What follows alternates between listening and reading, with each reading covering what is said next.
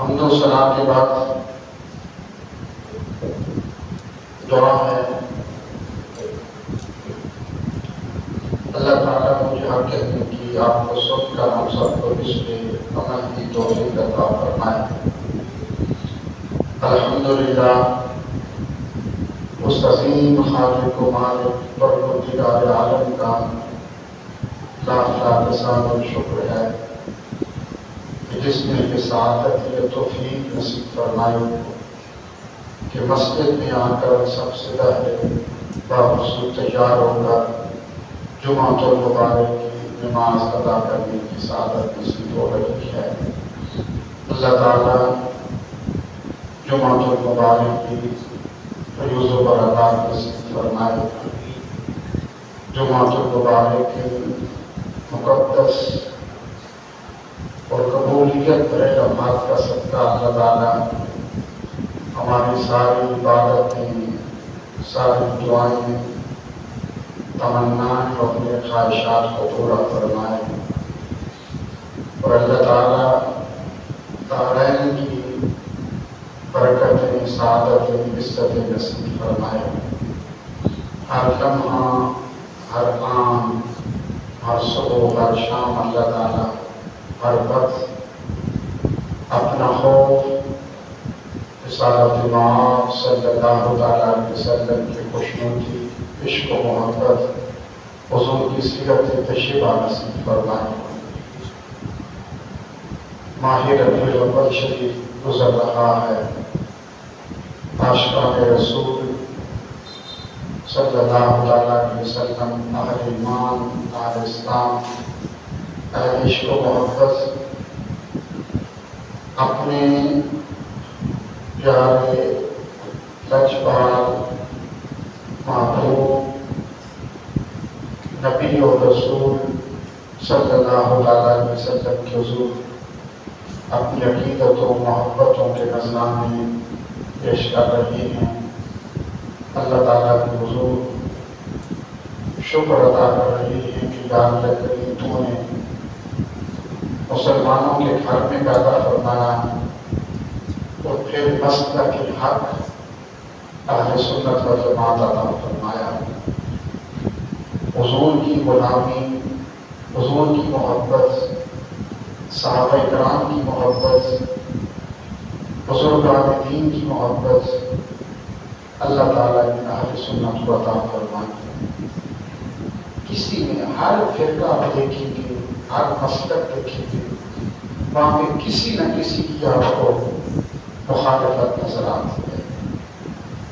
ایک ایسا مسلک ہے اہل سنت والجماعت جس پر تمہیں اندھی عقیدت نظر آئے گی، محبتیں نظر آئے گی، ادب نظر آئے گا۔ کسی کو پتہ چلتا ہے کہ یہاں سے ایک اللہ کے ولی گزرے گے تو ساری راستوں کو چومنا شروع کر دیتے ہیں۔ جیسے کچھ دن پہلے ہماری اس مسجد میں حضور پہ موئی مبارک، بال مبارک کی زیارت کروائی عشاء کے بعد، تو ایک شخص زور کے وقت یہاں پہ آیا، ظہر سے پہلے تقریباً 1 بجے مسجد میں آیا۔ اس نے مجھ سے پوچھا، کسی دوسرے گاؤں سے آیا تھا؟ تو میں نے اسے کہا کہ ہاں آج رات یہاں پر حضور کے بال مبارک کی، موئی مبارک کی زیارت کروائی جائے گی۔ تو پھر اس نے کہا کہ واپس کیا جانا، پھر شام تک یہی انتظار کرتا رہا، عشاء تک انتظار کرتا رہا کہ حضور کے اس بال مبارک کی، موئی مبارک کی زیارت کر کے پھر جاؤں۔ پھر میں نے اس کو دیکھا، لوگ لائن میں گزر رہی تھی اور زیارت کر رہی تھی، وہ گزرتا پھر لائن میں لگ جاتا، بزرگ تھے وہ سفید داڑھی، پھر گزرے پھر لائن میں لگ گئے، پھر گزرے پھر لائن میں لگ گئے، آخر تک وہ ادھر سے آتا پھر لائن۔ تو یہ اللہ کا کرم ہے کہ اللہ نے محبت عطا کی، اور جہاں پر بھی سنتے ہیں اللہ کے ولی کا مزار ہے، نہیں دیکھتے کون ہے، وہی اپنی ساری ادب کی جو پر ہے وہ جھکا دیتے ہیں۔ یہ اللہ تعالیٰ کا بڑا کرم ہے، ورنہ بڑے بڑے ذہین، بڑے بڑے فلاسفہ، بڑے بڑے اہل علم، بڑے بڑے عقل و دانش اور فہم و فراست کے مالک لوگ جو سائنس اور چاند تک لگتا پہنچے، کہاں تک پہنچ گئے؟ نہ اسلام کرنے کی توفیق، قبول کرنے کی توفیق نصیب ہوئی، اور اگر اسلام قبول کر لیا تو پھر حضور کی محبت کی توفیق نہیں ملا۔ اللہ کا محبوب ہے، جس کو چاہتا ہے اس کو محبت میں عطا کر دیتا۔ آپ خوش بخت ہیں کہ اللہ تعالیٰ نے حضور کی، پہلے اللہ تعالیٰ نے اسلام کی توفیق دی، مسلمان بنایا، اور پھر اللہ نے حضور کی محبت عطا فرمائی۔ اگر آپ کہیں نا کہ میں کوئی انسان اپنے علم کی بنا پر، اپنے عقل کی بنا پر اس منزل تک پہنچ رہا ہے تو وہ نہیں پہنچ سکتا، کہ صرف اور صرف اس کا کرم ہے، اس کی بارگاہ قدس میں بنا سے اپنے خاص بندوں کا انتخاب ہے محبت رسول کے لیے۔ ہر کسی کے حصے میں یہ نہیں آتا، ہر کسی خوش بخت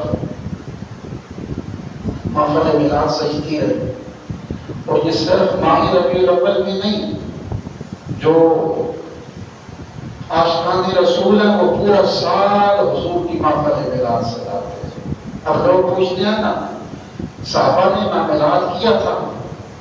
صحابہ تو ہر وقت حضور کی محبت کی محفل میں ہوتے تھے، وہ تو سارا سال ہی حضور کی محبت میں ذکر کرتے، تذکرے کرتے، خوشیاں مناتے تھے۔ جن کو باہر سارا دن کام کرتے، مزدوری کرتے، کاروبار کرتے، تھکاوٹیں ہوتی، ٹینشن ہوتی، تو دوڑ کر بارگاہ مصطفیٰ میں آتے، حضور کی چہرہ اقدس کی زیارت کرتے، بس ان کی ساری تھکاوٹ دور ہو جاتی.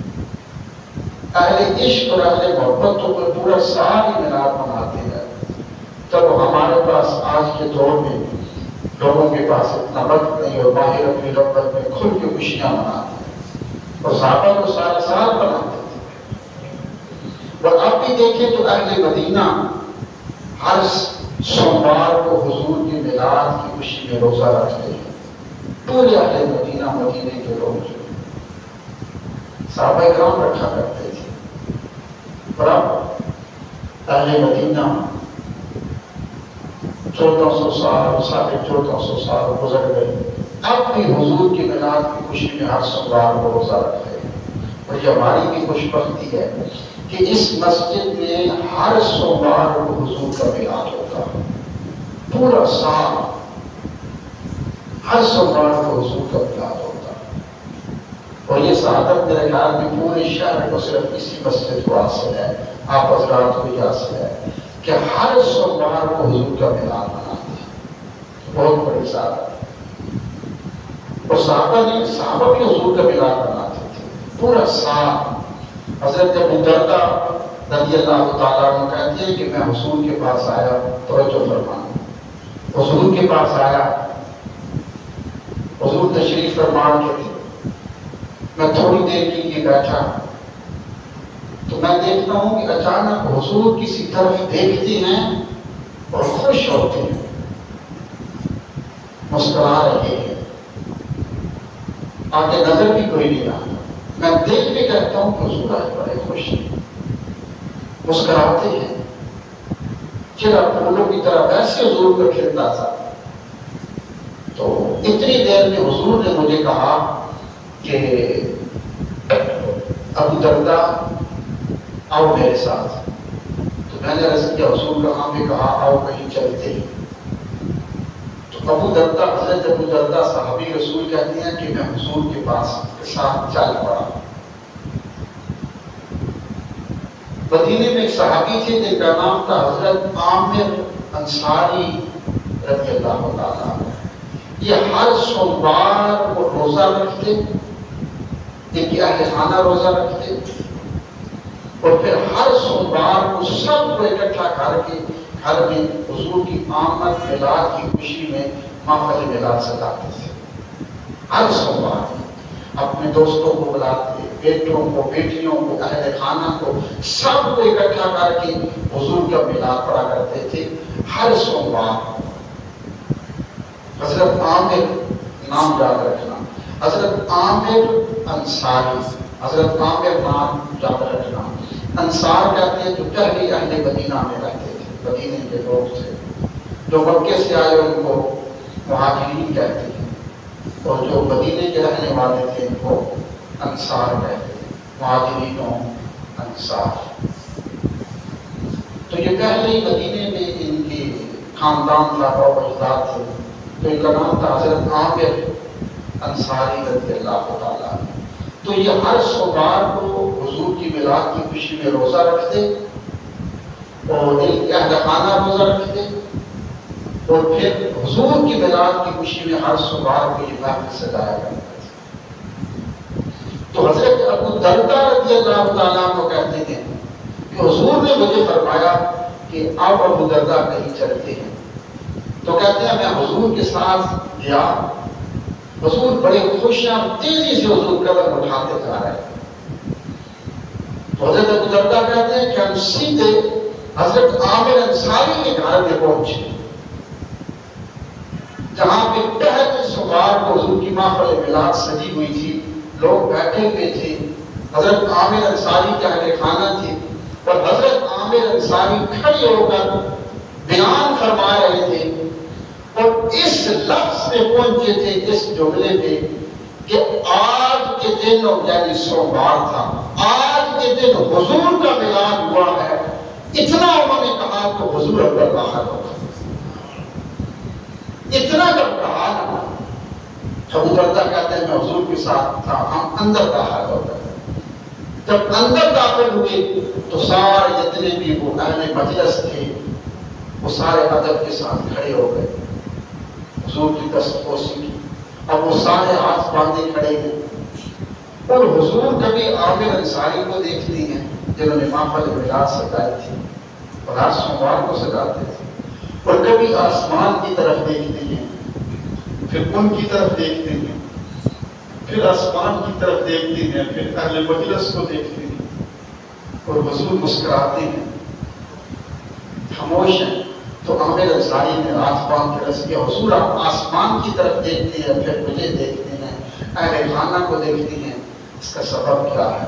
تو حضور نے فرمایا کہ عامر انصاری میں آسمان پہ دیکھ رہا ہوں، تو نے اللہ کے رسول کی میلاد کی خوشی میں ہر سوموار کو تو محفل میلاد سجاتا ہے، آج بھی تو نے سجایا روزہ رکھا ہے، میں دیکھ رہا ہوں آسمان کی طرف، ان اللہ فاتح لک ابواب الرحمہ، اللہ تعالیٰ نے تیرے لیے آسمان سے اپنی ساری رحمتوں کے دروازے کھول دیے ہیں، رحمت و کرم کے سارے دروازے کھول دیے ہیں، اور تیرے گھر پر رحمت اس طرح برس رہی ہے جس طرح آسمان سے موسلادھار بارش برس رہی ہے۔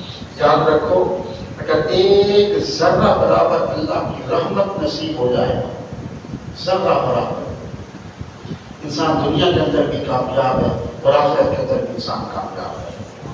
ایک ذرہ برابر اللہ کی رحمت، اللہ کا کرم بندے کی شان میں آ جائے، بندہ یہاں پر بھی کامیاب اور وہاں پر بھی۔ تو جس کے لیے حضور نے فرمایا کہ ان اللہ فاتح لک ابواب الرحمہ، اللہ تعالیٰ نے رحمت و کرم کے جتنے دروازے تھے وہ سارے کھول دیے ہیں، جتنے دروازے تھے اس سے اندازہ لگائیں ان کے گھر پر پھر کتنی رحمت و کرم برس رہی ہوگی، کتنی رحمت و کرم برس رہی سبحان اللہ۔ اور آگے حضور نے فرمایا، پھر آسمان کی طرف دیکھا اور فرمایا کہ والملائکۃ کلھم، آپ نے فرمایا عامر انصاری سے کہ آسمان کے جتنے فرشتے ہیں، یاد رکھیے قرآن کریم میں بھی آتا ہے، حدیث طیبہ میں بھی ہے کہ فرشتے گناہوں سے پاک ہوتے ہیں، گناہ نہیں کرتے، ہمیشہ عبادت کے اندر ہیں، ان کے اندر نہ نفس کی خواہشات ہے، نہ کوئی دنیاوی خواہشات ہے، ہر قسم کی خواہشات سے وہ پاک ہے، قرآنی مخلوق ہے، اور ہر وقت اللہ کی عبادت کر رہی ہے۔ تو وہ ایک فرشتہ بھی اگر کسی کی زندگی میں ایک دفعہ سفارش کر دے گا، ایک مرتبہ صرف یہ کہہ دے کہ یا اللہ اس بندے کو بخش دے، اللہ فرماتا ہے اس کے سارے گناہوں کو بخش دے گا۔ اگر ایک فرشتہ ایک مرتبہ بھی یہ کہہ دے کسی بندے کے بارے میں کہ یا اللہ میں سفارش کرتا ہوں، دعا کرتا ہوں اپنے اس بندے کے گناہوں کو معاف کر دے، اللہ فرماتا ہے کیونکہ وہ گناہوں سے پاک تھے اور ہر وقت میری عبادت کے اندر مصروف تھے، اس فرشتے نے تیری سفارش کر دی، اس کے صدقے میں تیرے سارے گناہوں کو معاف کرتا ہوں اور بلا حساب جنت دیتا ہوں۔ ایک فرشتے کی ایک مرتبہ دعا سے اللہ اس کی زندگی کے گناہوں کو معاف کر دیتا ہے۔ عامر انصاری جو حضور کی سوموار کو محفل میلاد سجا کے بیٹھے تھے، حضور نے پہلے فرمایا کہ ان اللہ فتح لک ابواب الرحمہ، کہ میں دیکھ رہا ہوں کہ اللہ تعالیٰ نے اپنی رحمت و کرم کے سارے دروازے تیرے گھر پر کھول دیے، اور اللہ کی رحمت و کرم تیرے گھر پر موسلادھار بارش کی طرح برس رہی ہے۔ اور آگے حضور نے فرمایا کہ والملائکۃ کلھم، اگلی بات بھی سن لو، آسمان کے جتنے فرشتے ہیں، ایک فرشتہ نہیں، فرمایا والملائکۃ کلھم، کل فرشتے، کل قدسی نورانی مخلوق، حضور نے فرمایا سارے فرشتے، تعداد خربوں میں ہے، لا تعداد ہے، حضور نے فرمایا والملائکۃ کلھم یستغفرون لک، آسمان کے سارے فرشتے تیری اور تیرے اہل خانہ کی بخشش و مغفرت کی دعا کر رہے ہیں۔ انہوں نے یہ نہیں کہ نماز پڑھی تو حضور نے اس کا اجر عطا فرمایا، روزہ رکھا تو اجر، نماز کا اپنا ایک اجر ہے، روزے کا اپنا ہے، ہر عمل کا اپنا ایک اجر ہے، لیکن محفل میلاد ہر سوموار کو سجاتے تھے، حضور خود تشریف لے کے آئے، حضرت ابو درداء صحابی رسول حضور کے ساتھ، حضور اس محفل میلاد کی حضرت عامر انصاری کے گھر میں تشریف لے گئے، اور جب محفل میلاد کو دیکھا پھر اس پر جو انعامات اللہ نے عطا فرمائے اس انعام کا ذکر فرمایا کہ اللہ نے دنیا میں تیری رحمت و کرم کے سارے دروازے کھول دیے ہیں اور آخرت میں اللہ نے ساری بخشش و مغفرت تمہیں عطا فرمائی۔ وہ محفل میلاد میں جانا یہ بھی نئی بات ہے، محفل میلاد میں جانا بھی حضور کی سنت ہے۔ محفل میلاد میں جانا حضور کی سنت ہے اور صحابہ کرام حضور حضرت ابو درداء کو ساتھ لے کر کے دوستوں کو ساتھ لے کے جانا یہ بھی حضور کی سنت ہے۔ یہ سب سے بڑی عبادت ہے، یہ بہت بڑی عبادت ہے، یقین جانیں۔ یہ نہیں ہوتا کہ بڑی محفلیں سجائی جائیں، بڑے اسٹیج ہو، مہنگے علماء بلائے جائیں، وہاں پر مہنگے علماء ہوں، ثناخوان ہوں، ساؤنڈ سسٹم ہو، اخراجات ہوں، نہیں، اللہ وہ نہیں دیکھتا، وہ صرف دیکھتا ہے اس خلوص کو، اس بندے کا خلوص کتنا ہے بس۔ وہ بڑی محفلوں کو نہیں دیکھتا، بڑے انتظامات نہیں دیکھتا۔ حضرت شاہ عبد الرحیم رحمۃ اللہ تعالیٰ نے جو ہر سال حضور کا میلاد دھوم دھام سے مناتے تھے، شاہ عبداللہ محدث صدیقی رحمۃ اللہ تعالیٰ علیہ کے والد گرامی تھے، ہر سال حضور کا میلاد بڑی شان و شوکت سے مناتے، جانور سپا کرتے تھے، پورے غرباء مساکین علماء صاحب سربت لوگ آتے تھے، پورا ان کا شہر سجدہ تھا۔ اور پھر ایک سال ایسا آ گیا کہ شاہ عبد الرحیم کے پاس کچھ نہیں تھا، 3 4 دن بھوک سے گزر رہے تھے، صبح کھاتے ہیں تو شام کو نہیں ہے، شام کو ہے تو 2 دن پھر نہیں ہے۔ حضور کا میلاد آیا تو رونے لگے اور کہتے ہیں پہلے سب کچھ ہوتا تھا، اس دفعہ حضور کا میلاد آیا تو کچھ بھی نہیں ہے، کچھ بھی کھانے کے لیے بھی نہیں ہے۔ رو رہے ہیں کہ اچانک خیال آتا ہے کہ اندر کچھ چنے پڑے ہوئے تھے بنے ہوئے، وہ دوڑ کر گئے، اندر سے تھوڑے سے چنے نکالے کہیں سے، پرانے پڑے ہوئے تھے چنے، ان کو سامنے رکھا، حضور کی اس پہ نعت پڑھی، درود پاک پڑھا اور پھر گلی میں جا کر بچوں میں تھوڑے تھوڑے تقسیم کر دیے کہ میرے حضور کی میلاد کی خوشی کی چنے سارے رہے۔ شاہ عبد الرحیم اسی پریشانی کے عالم میں کہ حضور کا میلاد نہ منا سکا، کچھ نہیں تھا، سو گئے، رات کو آنکھ لگی، چہرہ پر تو خواب جا رہی تھی، حضور خواب میں تشریف لائے۔ شاہ عبد الرحیم کہتے ہیں کہ میں دیکھ رہا تھا کہ حضور کے سامنے صحابہ بھی ہیں اور جتنا دنیا کے اندر لنگر تقسیم ہوا تا حد نگاہ وہاں پہ وہ لنگر کے ڈھیر پڑے ہیں۔ کہتے ہیں میں دیکھتا ہوں حضور کہ حضور کے ہاتھ میں چنے تھے، خواب کے اندر دیکھتا ہوں کہ حضور کے ہاتھ میں چنے ہیں اور حضور خود تلاوت فرما رہی ہیں اور صحابہ کرام کو دیتے ہیں اور فرما رہے ہیں کہ یہ وہ چنے ہیں جو شاہ عبد الرحیم نے ہمارے میلاد کی خوشی میں تقسیم کیے ہیں، تم بھی لے لو، تم بھی کھاؤ۔ تو اس بارگاہ میں یہ نہیں دیکھا جاتا اس کی محفل میلاد کتنی بڑی سجائی، نہیں دیکھا جاتا اس کے دل میں محبت رسول کی تھی، اخلاص کتنا تھا، خلوص کتنا تھا، اس کا بعد میں یہ دیکھا جاتا ہے۔ میں اس لیے کہتا ہوں نا، گھروں کے اندر صرف اہل خانہ کو بٹھا لیں، تھوڑا سا کوئی لنگر بتا لیں، خود بچیوں کو کہیں تلاوت کریں، بچوں کو کہیں نعت پڑھیں، نہیں پڑھ سکتے حضور کی ذات میں درود پاک بیٹھ کے پڑھیں، پھر دیکھنا اللہ کتنا اجر عطا فرماتا ہے۔ کتب کے اندر آتا ہے، میں نے پہلے بھی یہ بات سنائی ہے کہ بغداد یہ توجہ سے فرمانا، شہر بغداد تھا، ماہ ربیع الاول شریف کا چاند شروع ہوا، بغداد کی توجہ سے بات سننا سارے اللہ، بڑی محبت کی بات ہے۔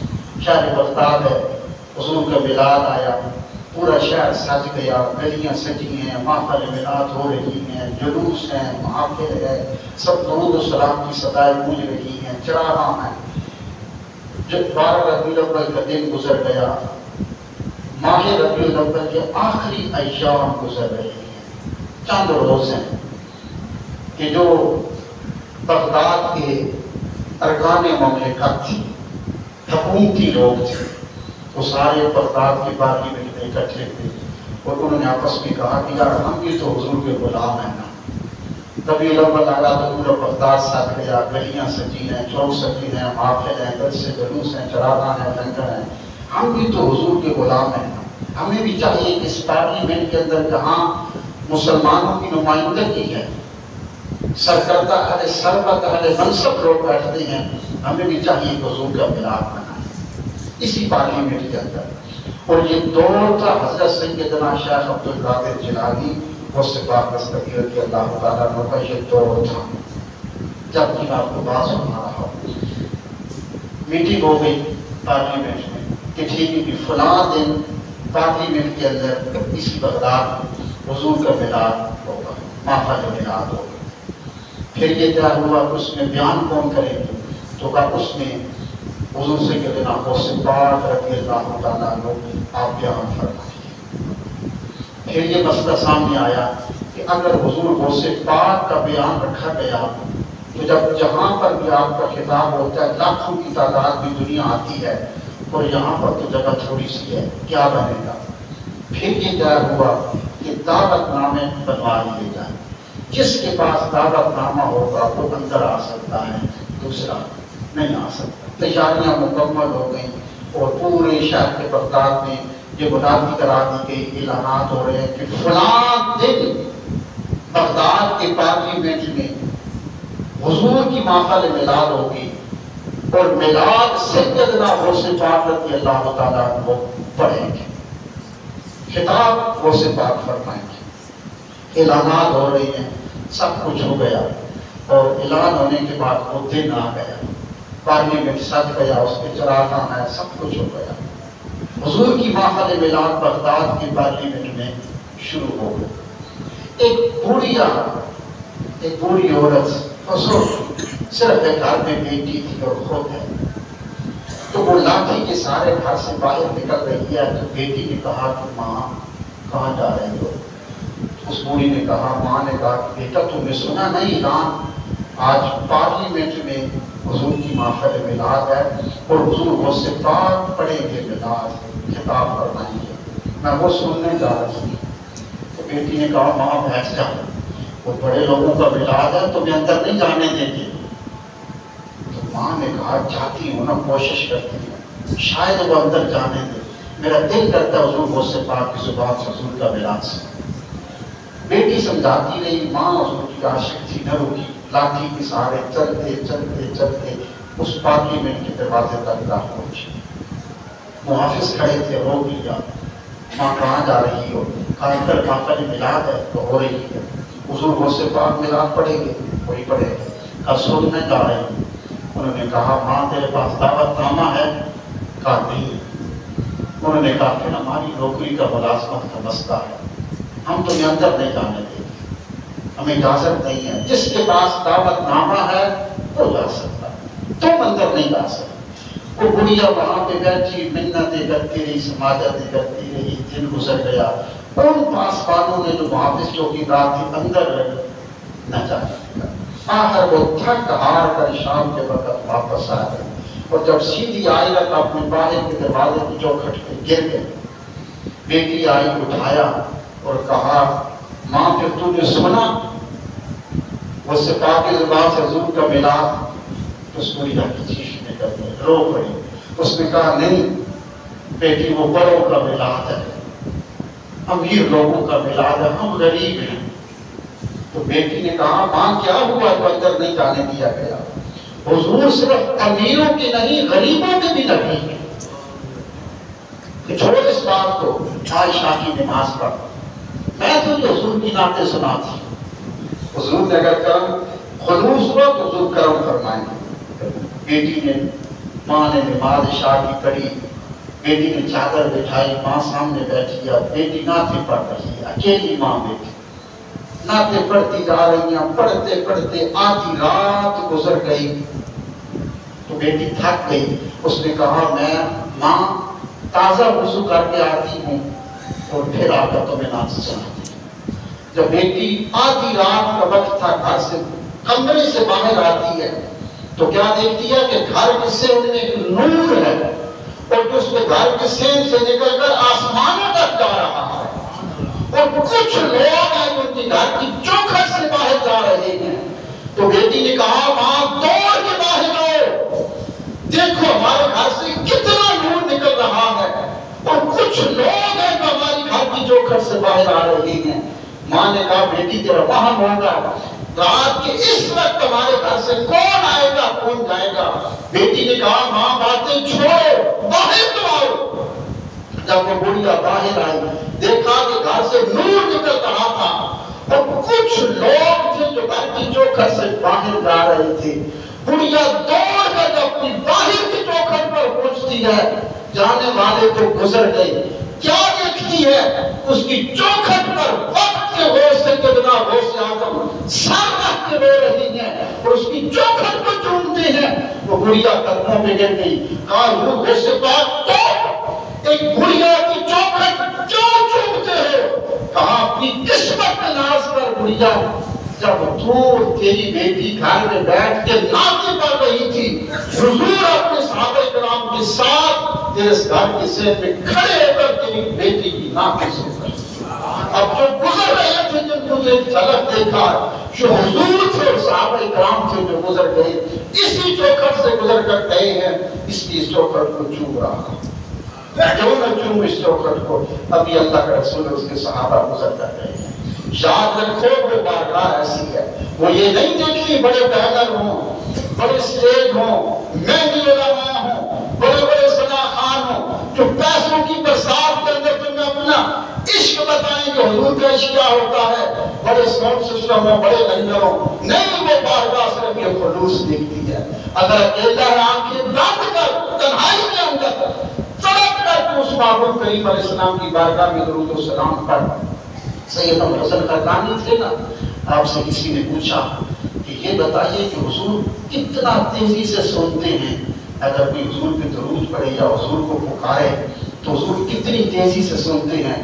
تو ابو الحسن خرقانی رحمۃ اللہ تعالیٰ علیہ آپ نے فرمایا سنو، کانٹا چبھے نا، کانٹا چبھنے کے بعد جو درد ہوتا ہے، کانٹا چبھنے کے بعد درد ہونے سے پہلے جو وقت ہوتا ہے اس سے بھی زیادہ تیز ہوتا ہے۔ اب کتنا وقت ہوتا ہے؟ کانٹا چبھا تو درد شروع، فرمایا کانٹا چبھنے کے بعد درد ہونے سے پہلے جو وقت ہوتا ہے حضور اس سے بھی جلدی اپنے غلاموں کی درود و سلام کو پکار کو سنتے ہیں۔ اللہ کی ہمت کی توفیق عطا فرمائے۔ سننا ہے